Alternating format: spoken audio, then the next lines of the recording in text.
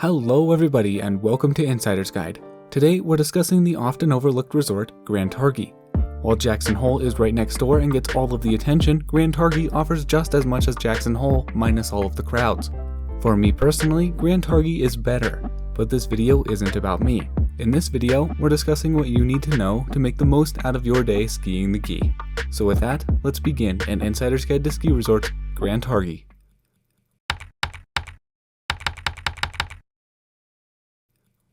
Now, Grand Targhee is located on the backside of the Tetons and, on certain days, can offer fantastic views of the Grand Teton. Targhee has a little bit, but not a lot, of lodging at the resort. It has a shuttle that runs from the towns of Driggs and Alta, but that's relatively limited in its stops too. So, the most likely scenario is you'll be driving to Targhee. Targhee has mostly free parking, which is really nice. On peak days, there are a few rows towards the front of Lot 1 that are reserved for those who are willing to pay $20. However, they still keep the first couple rows free and first come, first serve. I really like that they're preserving the experience for those who are willing to get up early to be up front, instead of turning it into a cash grab like so many other resorts these days. However, parking at Targhee can be a double-edged sword. On powder days and peak days, the couple of small parking lots at Targhee can be full by 9 AM, in which case you'll be hosed. So on those days, try to be at the resort by 8:30 at the latest.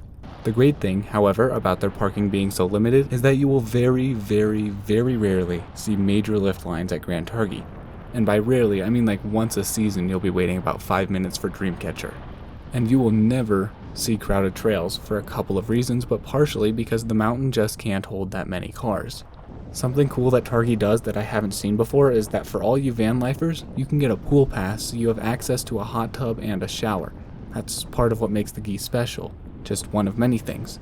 Another part is its vibe. It reminded me of A-Basin with an immaculate vibe, but also is more developed, more snowsure, and somehow less busy than the Legend. It's absolutely worth checking out, whether as its own trip or as a part of a larger Jackson Hole trip. Now, Grand Targhee is a pretty small resort, but it packs a lot in. It's not as thoroughly challenging per se as nearby Jackson Hole, but it still holds its own in extremes. While they're not everywhere like they are at Jackson Hole, I'd argue that Targhee's extremes are just as hard, if not harder, than Jackson's inbounds. Of course, Targhee is much more family friendly than Jackson and offers a good amount of terrain for just about every ability level. One of the big things Targhee ups Jackson in is tree skiing. The tree skiing at Targhee is absolutely divine, if you know where to look, which we'll discuss in just a bit. Something else Targhee is very strong in is general off-piste, as a lot of the resort is above treeline and offers a very open, bowl-like powder field set of terrain options. And of course, Targhee has excellent grooming coverage for a resort of its size. There is a large status board front and center at the base area that will show you all 65 to 70 trails that they groom each night. The major weakness in Targhee's trail network is a major lack of true mogul fields. As such, if you're a bump aficionado, you may wish to look elsewhere. Each sector of Targhee has a very different feel to it, so I'll be sure to describe each area well so you know what to expect. That being said, however, that's a major part of why Targhee offers something for everyone. And now, for the last couple miscellaneous items before we start going run by run.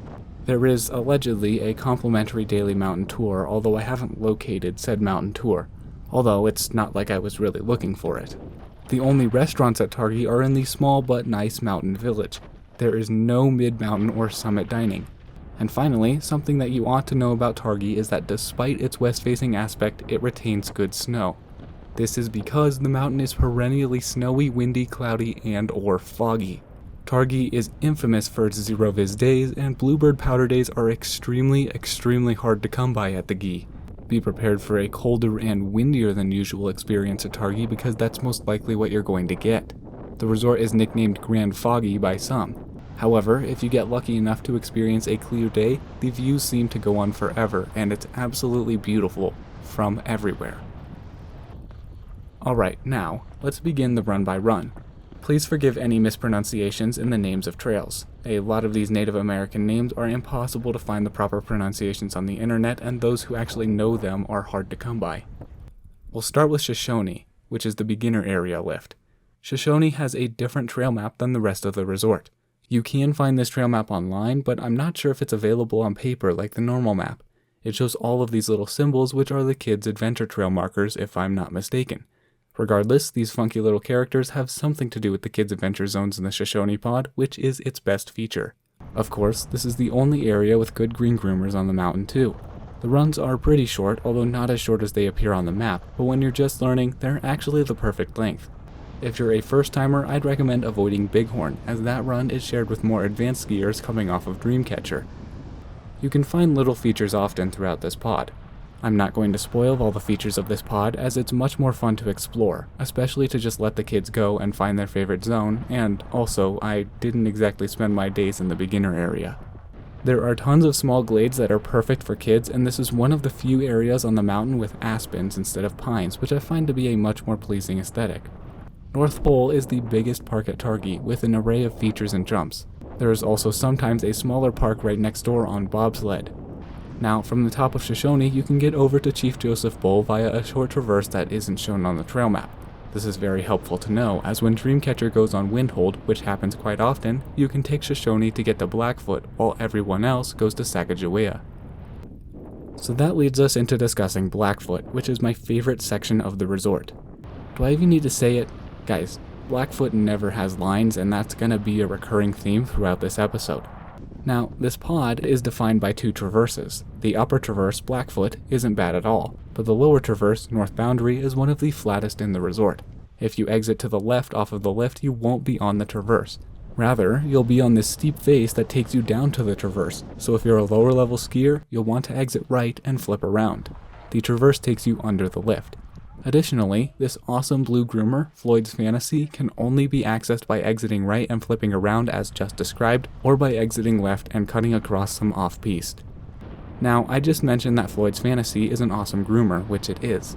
So is Williamson Bowl and Ravenwood, although Ravenwood isn't groomed every night.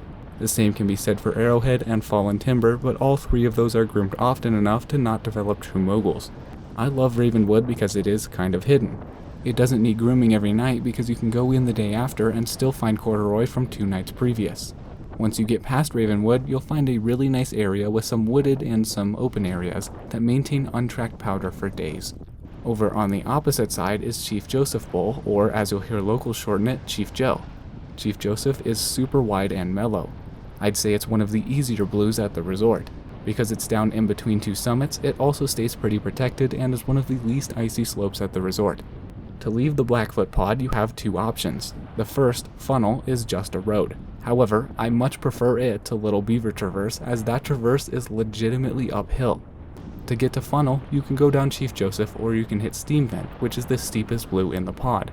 It is easy to miss when you're coming from Floyd's Fantasy, so keep your eyes peeled.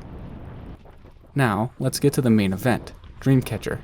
One of the many great things about Targhee is that there's no need to worry about avoiding the base area, unlike at many other resorts. That is, of course, unless it's miraculously an 18-inch Bluebird powder day on President's Weekend Saturday. But even in that extreme case, it's highly likely that the line for Dreamcatcher won't exceed 5 minutes. Do be aware that there can be no indecision due to the location of the Dreamcatcher top station. You must know before you unload which way you're going, and once you go one way, there's no getting back to the other side. So come up with a plan on the lift or before you get on it. Don't wait until the top to figure it out. Dreamcatcher is a really long lift and as such has really long runs. For the most part, the first half of your run will be above treeline and the second half will be below it. Additionally, Dreamcatcher serves a massive amount of terrain and a huge number of trails. As such, it is possible and even likely that you'll go an entire run without encountering another person until you're on a run-out traverse, even on the groomers. Yep, Targhee is awesome. You can often ski perfect corduroy or untouched powder even at the end of the day. Off the top of Dreamcatcher, if you go left, you'll be on the only trail that is capable of getting truly busy in all of Grand Targhee, Headwall Traverse. But don't worry, it doesn't last too long. You can take the traverse all the way to the top of Blackfoot if desired, or, what most people do, you can go left down Sitting Bull. Now, to get to Sitting Bull, you have a couple different options. There's this black, the face, that is groomed every couple nights. The face's sign is hidden behind a building on the skier's right of the traverse. Keep an eye out for the sign, and when you see it, take an immediate left onto the shortcut. If you choose not to take the face, your next option will be Sitting Bull Ridge, the upper section of Sitting Bull. This is the mildest of the 3 options. The third option is Rock Garden, which is a very steep and exposed blue that gets really icy. I much prefer the other 2. When you see the sign for Rock Garden, take a hard left, otherwise you could find yourself accidentally going down Headwall. I definitely haven't done that before. Headwall can sometimes have a significant cornice drop in, but it is otherwise just a big field to play in Powder. It is my go-to first lap on Powder days. Below the Headwall are the good, the bad, and the ugly. The first two require a daunting cornice drop in, but are really nice after that. All three are little cuts through the woods, but you can, and probably should, venture off those into the woods, where you can find some leftover powder on non-POW days. Below those three is the East Woods, which is also a very overlooked place to catch some leftovers. However, East Woods has some very tight tree skiing, and at certain other mountains would be double black.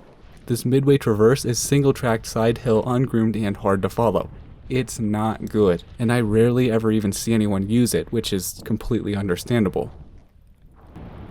Down below, Sitting Bull turns into these 6 blue cruisers. They are completely average difficulty blues, and almost all of them are groomed every night, save for 1 or 2 depending on the time of year. As you can see, Big Thunder and Palmer's Raceway hold the race course, and as such are often closed. That doesn't have any major implications, however, as there's often a small portion of Palmer's that is still open to the general public, along with Bighorn, and if you're on the other side, you can head down Sweetwater. The park on Lower Sweetwater here is a banked slalom. Quite fun for those who aren't true park skiers, but for die-hard park skiers, you'll want to stick to Shoshone. Up on the upper section of the pod, you've got Lady's Waste, which is a super long, mild gully.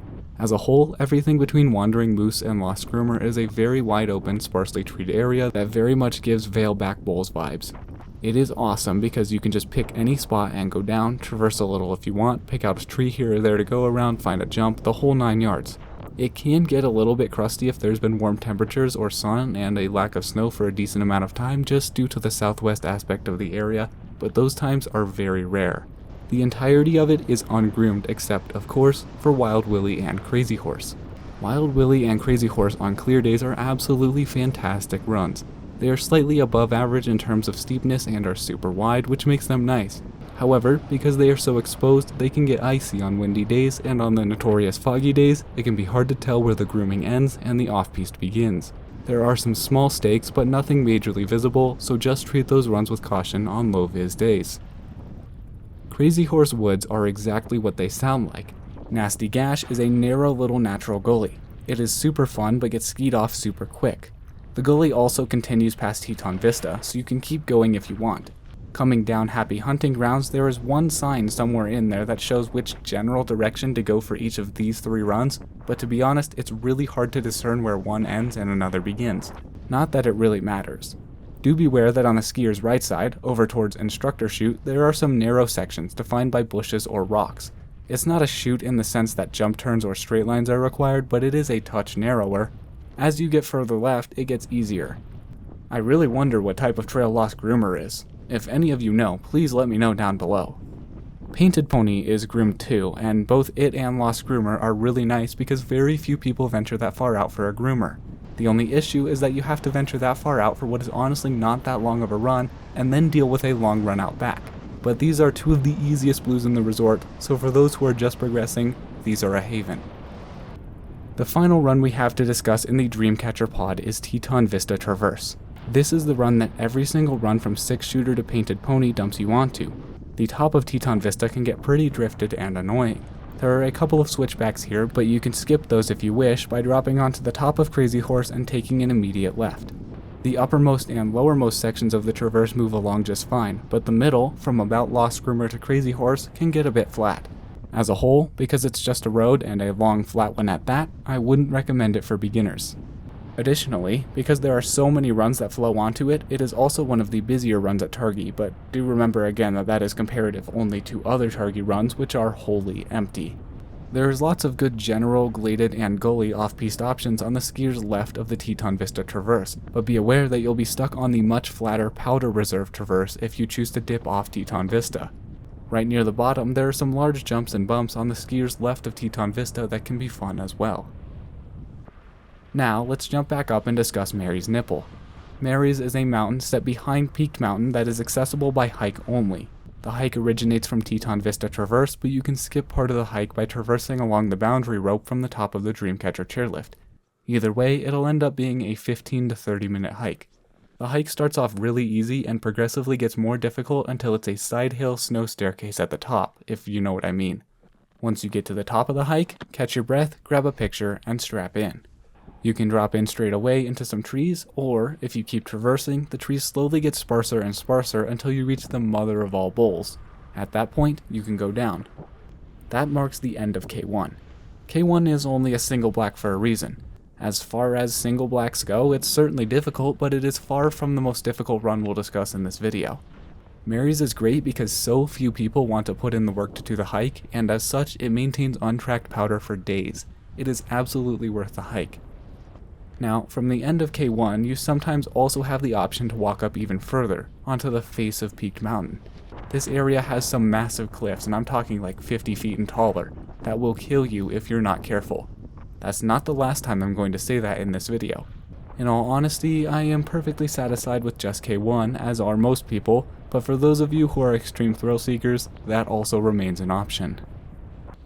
Down below here are a series of 3 blacks. Middle Earth, Waterfall, and Screaming Cheetah are all natural gullies. Middle Earth can be avoided by staying high on either side. By the time you reach Waterfall, you will have had several opportunities to escape onto Teton Vista Traverse. If you don't, you'll be stuck in the gully this time. Screaming Cheetah is either a dream or a nightmare depending on who you ask. It starts off pretty mellow and wide, but it quickly narrows up and speeds up. It is an undulating single track with many low branches and whatnot to avoid. Screaming Cheetah is one of 2 ways to get to the Sacagawea lift from outside its pod. The other option is to take Mill Creek. Mill Creek goes to Sacagawea from the base area. Not sure why that's confusing, but I know some people have gotten confused about it. To get to Mill Creek from the plaza, you have to walk up a set of metal stairs, or I suppose you could just walk straight up the slope too. There is also a secret entrance from the back end of parking lot 1 that avoids all the stairs and climb. Mill Creek itself isn't flat at all, so don't worry about that. What you should be worried about, however, is Powder Reserve Traverse, which is the only way to get out of the Sacagawea pod aside from heading to Coulter and skiing one of the double blacks to get to Teton Vista. Powder Reserve is extremely annoyingly flat, and is at just the right angle that you'll have to push with poles or skate the entire way, never getting quite enough speed to get going properly. Coming from the pod, I would highly recommend taking Wolverine, as not only is it much more direct, it is less flat, so you can at least get a little bit of speed before you get onto the main part of Powder Reserve. Now, if for some whack reason Dreamcatcher is busy, Sacagawea is sure not to be. Additionally, if the summit of Dreamcatcher is exceptionally windy or foggy, Sacagawea is typically better because it's pretty much all below treeline. Sacagawea mostly has all groomers, and short ones at that. The ridge of Dreamweaver here gets pretty icy, but aside from that, the snow is typically decent throughout. My personal favorite of the groomers is Shadow Woman. Wampum is probably the steepest of the blue groomers in that pod. I'm not a huge fan of Snowdancer because the upper part is busy with everyone heading to Coulter, the Thunder Trees hike, and Northern Lights, and the lower section is pretty mild. Northern Lights is a nice groomed black, and Wachabe Woods is a nice tree skiing area. Just make sure to keep your eyes out for traverse tracks in Wachabe, otherwise you may end up missing the bottom of the lift and having to hike out. Medicine Bowl is a nice easy short bowl for lower level skiers to attempt venturing off-piste. To get to that trio, Wachabe, Northern Lights, and Medicine Bowl, there is a large uphill section coming off of Snowdancer. You'll want a ton of speed to get up that hill, otherwise you'll be sidestepping or walking up. Make sure that when you get to the crest of the hill, you turn right to get to those 3 runs. If you continue down the backside of that hill, you'll be heading down what seems to be a really nice bowl that leads into some awesome tree skiing. That statement is true. There is some really good bowl and tree skiing back here. But the caveat is that it will drop you off a 10-minute hike below the bottom of the Sacagawea lift. The hike is mostly easy, but has one steep pitch at the end. Now, for the 2 exceptions we haven't discussed yet. Powwow isn't groomed and is typically some type of hybrid between Powderfield and Moguls. Quiver is a glade, but it is primarily south-facing, has a lot of natural obstacles, and doesn't hold the best snow. It does have a small natural gully, but I don't like that area as a whole. Now, if you keep up your speed and make it to the crest of the hill to go to the Northern Lights, but instead of turning right, you continue straight, you'll be headed towards the entrance to a hike.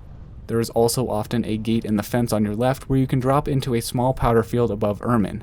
However, from the top of that 5 to 15 minute easy to moderate hike, you can access the entirety of the powder field. That hike can be seen in its entirety from below, so you can decide then and there whether or not you feel like doing it.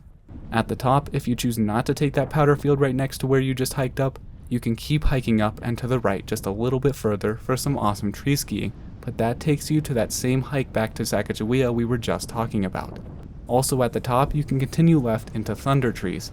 Thunder Trees features forest intermixed with small open areas. It is a great place to catch some leftover powder. It takes you down to Coulter and is one of 3 ways to get to Coulter from Sacagawea.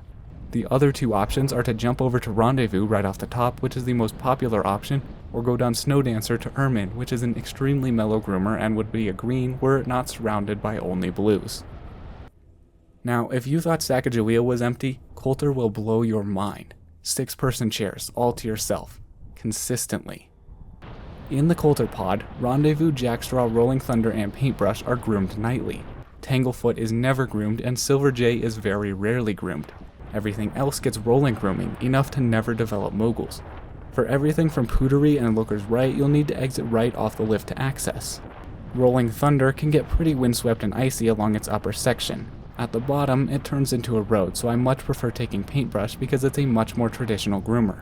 Tanglefoot is a natural gully that runs between Eleanor and Rolling Thunder for quite a ways, all the way from up at Goat Path. Goat Path itself is a nice little traverse that moves along just fine from Silver Jay all the way over to the Sacagawea pod. However, the initial section of it from Rolling Thunder to Silver Jay has some serious uphill sections, uphill enough to require sidestepping. So if you intend to take Goat Path, only take it from Beaver Dicks or further. My preferred method to exit Coulter on easy runs is Rendezvous. Jackstraw has a large flat spot just before Goat Path here, so keep up some speed for that. Silver Jay just might be the only run at Tarkey capable of developing true moguls, but even that is a very rare occurrence. There is a decent sized boulder in the middle of the run lower down that can be nice to jump off. Pootery drops you off onto Goat Path, from which you can jump over to Jackstraw. However, if you continue straight down from the Pootery Goat Path intersection, you'll find yourself in another nice natural gully, and this one is pretty steep and difficult. These 3 blacks, Pierre's Hole, Beaver Dicks, and Eleanor, are only the steepness of blues on their upper sections, but they drop off significantly after Goat Path. As such, you can always just ski the top parts to Goat Path and use that to get around to some easier runs for the lower section. Beaver Dicks and Eleanor start together before splitting, so don't get confused by the sign. Alright, now, for the 6 runs you've all been waiting for, the double blacks. These double blacks are all cliffs, and unroped ones at that. To access them, stick to the far boundary rope in order to access the gates. There are a few little sticks with arrows to point you around the biggest cliffs, but there are no ropes or cliff signs, so you need to ski with caution and a partner, and you need to have the proper knowledge to navigate this type of stuff. If you ski these consistently, you'll almost certainly have a mandatory drop or straight line at some point.